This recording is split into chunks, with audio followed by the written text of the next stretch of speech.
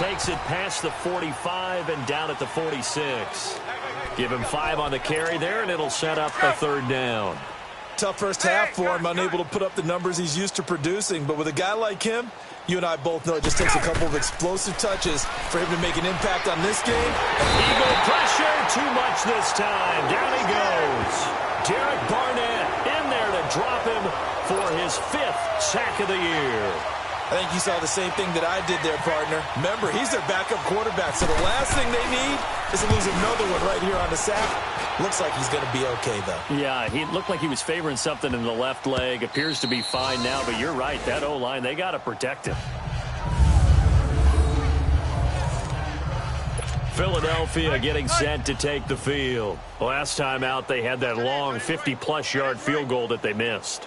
And I'm sure on their sideline they're thinking to themselves, okay, do we still want to try one if we're in that position again? And I would dare say that the answer would be yes. They're going to have a lot of confidence in their kicker. But just to be on the safe side, I'm sure they told their offensive guys, can we get a little bit closer this time? Closer. Yeah, you know, I'd rather get in the end zone first and foremost. But if all else fails, less of a field goal attempt for him. Right back to him on first down. And he goes across the 20 to the 22. In on the stop, DeMonte Casey. Third quarter and you've got the lead. You're not ready to go into that 4-minute offense to close the game out, but a running game can really benefit your team right now. Now it's a Giant. And able to break one tackle, but then quickly brought down. Give him 4 on the carry, and it'll make this a 2. And welcome back. We are in the city of brotherly love, Philadelphia. A lot of happy faces in the crowd at this point as their guys have a big lead here to start quarter number 4. Here we go. 120. They'll run it now out of the gun. And he's going to get to the 31, enough for the first down. They get 5 out of that one, and it moves the chains. He's still rumbling, isn't he? Still looking fresh in this one despite the heavy workload. But you and I both know, well-conditioned, and he did tell us that he thrives on being at his peak late in ball games. Here's a Giant. And he'll get this up to about the 40. 9 yards is the pickup there, and they'll have a 2nd and 1. Oh, that's one to warm the hearts of all those old-school football players, isn't it? Tough, hard, gritty run, got behind his pads, bowled over a few people. Look at that one, right up the gut. Through 3 quarters, no reason to lighten up now. And forget about finding a lane. He barely had time to look up before he was planted in the backfield. The Eagles on 3rd down. They're at 50%, 4 for 8. This is 3rd and 4. They'll run it now out of the gun. And the reinforcements come in as they're going to stop him behind the line. A loss of a yard, and it brings up 4th. They tried to run right into the teeth of the defense on 3rd down, but looked like those teeth were pretty sharp. They were having absolutely none of it. Stuffed them for a loss. Yeah, couldn't get any leverage up front and move people aside in order to run the ball. Atlanta now coming out on the field. These guys had to punt last time. It has not been a very fruitful game offensively thus far. They haven't even made a trip to the red zone. And I know that everyone's going crazy on that sideline because that drives you berserk to come off the field, not really move the ball well. As you said, not even get to the red zone, let alone, not even put points on the board. They've got to just take a deep breath, relax, try and figure out what is working, and call more of that. Another wayward pass. Things started out poorly in this game, and to be frank, they just really haven't gotten much better. And all that does is embolden the secondary. They feel good about what's going on, and they just play better and better. Another throw on 2nd down, and this one incomplete as well. The frustration is definitely setting in because they've thrown it to him over and over, unable to come up with a catch thus far. I think he knew he would have his challenges against his secondary. I don't think he saw a goose egg at this point in the game. Now yet another incompletion here as they fail to connect on 3rd. And the trick play doesn't work. Good reaction there defensively, and it'll be 4th down. A chance for us now to discuss Jay Ajayi. He is fully awake now. If he didn't get off to the start that he normally does, they've got his attention. He's running it well. You think they set off the alarm clock at the half? You think that's what went down? I know this, having played on the defensive side of the ball, if you do a really good job against a great runner, And you go into the half, you're excited, you're fired up, you think the game plan is working, but in the back of your head, there's that little bit of nagging doubt. Can we do this for 4 quarters? So far, that's not happening. Well, you had to punt on your first drive, and on the first play of the second drive, you end up going backwards. I would dare say they need something good to happen right here, right now. Out to the flat. That's complete to his running back. And here he'll be brought down a little shy of the 35 at the 36. 5 yards on the pickup, and that's going to bring up a 3rd down. So many times you hear today's NFL described as a space game. Get your best players into space with the football in their hands. That's why sometimes you swing it out to your runner, get him out in the flat, and let him have a chance to make people miss an open field.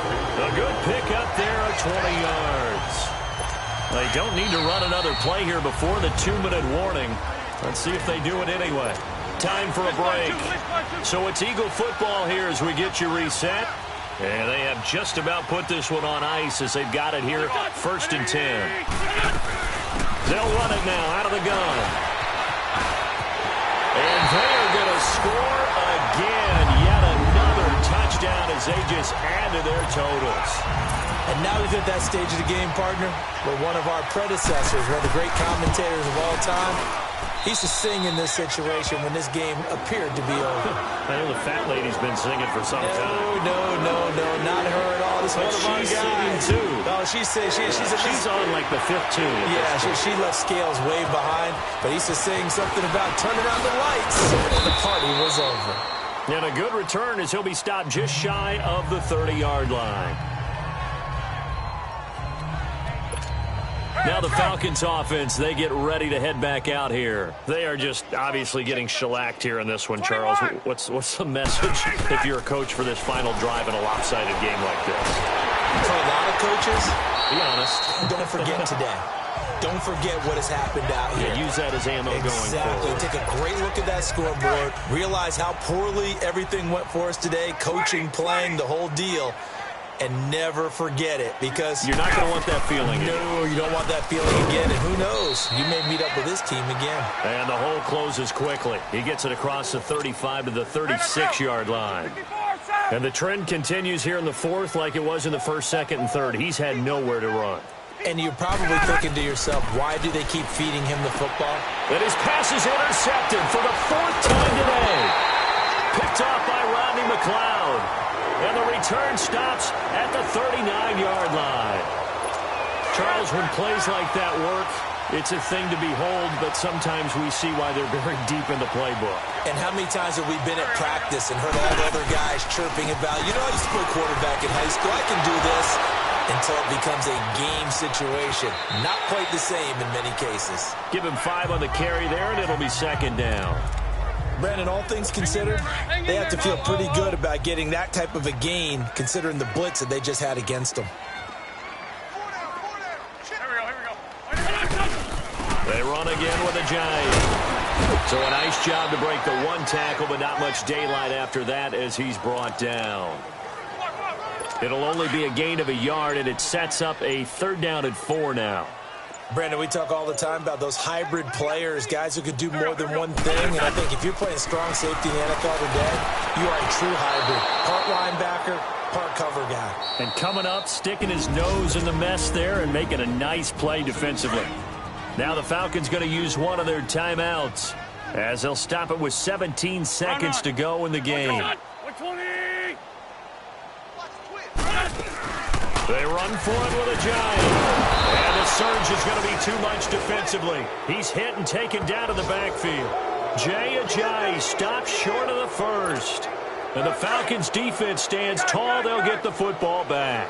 So they were really trying to put the nail in the coffin there already with this lead here in the 4th, but they didn't get it. Guaranteed it's not going to be a fun handshake in the postgame, right? You just know that there's going to be some bad blood there. And I know if we go to the postgame press conferences, the winning coach, you know what he's going to say, why he did it?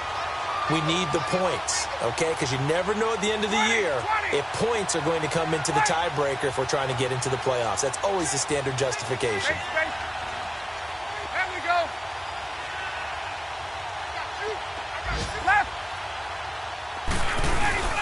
Play action. It's Ryan. Now a desperation throw deep downfield. And now here is another interception.